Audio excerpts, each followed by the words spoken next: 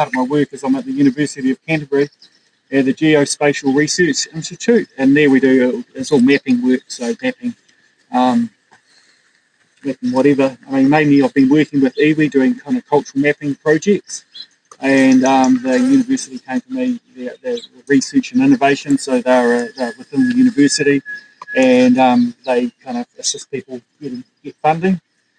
And they said, do I want to have a look at some, a research project? And because I'm writing forestry, obviously having this forest, and I've kind of got these things happening, I thought that like it's some sort of geospatial, sort of like a mapping forestry tool would be really good. One for that's sort of outside of the corporates, so it's where we're really interested in all the small growers.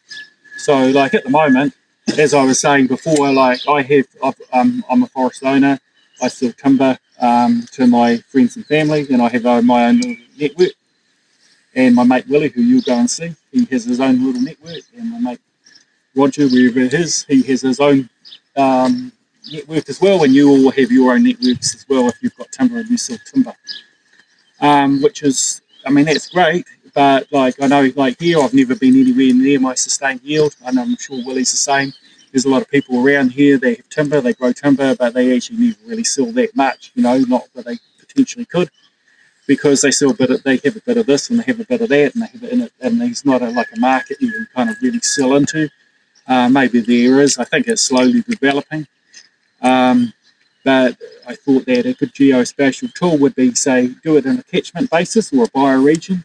So, I mean, I know that sort of, the Scion people, I went and saw them the other day in Rotorua, they sort of developing, they're kind of mapping, kind of massive regions, and all their thinking is at this kind of a bigger scale, and, whereas I like my thinking, really the people that I sell timber to is within my catchment, within my bioregion, to Nelson, to Mott, that's really the area.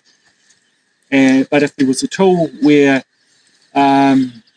people, if you're a forest owner, you could kind of register into the tool. So it'd be, you'd say, okay, this is my forest, this is where it is in a map version. These are the sort of timbers I got. This is the sort of volumes I have. This is what you have in there.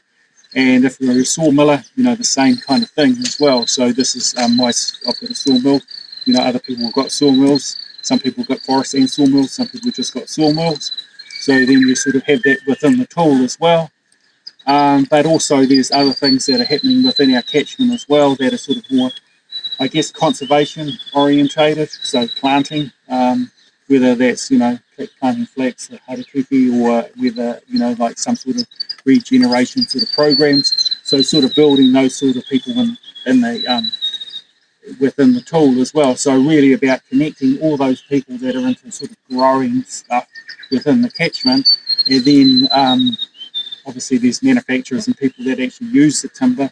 I mean, like I've never really cut timber for export, but I mean I've cut timber that's been made in the table that's been exported, and I think most people at that scale were kind of into that. So really building the tool at that level.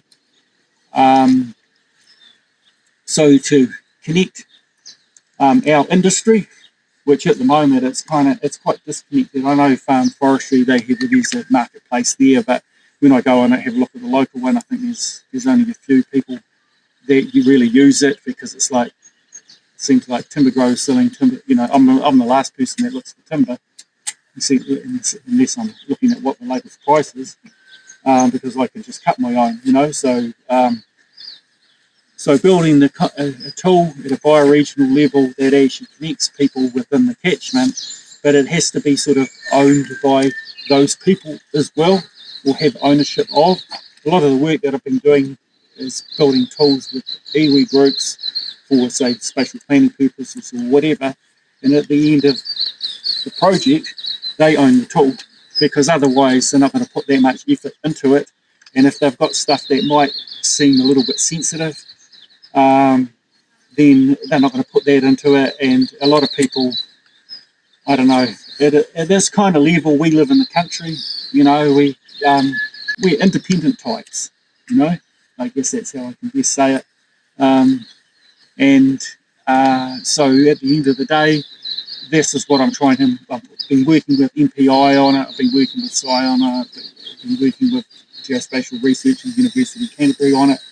And actually, hopefully, we can get some funding. And then also, the case study is actually within this bioregion, which I include Nelson and Mott catchments. So, yeah, I just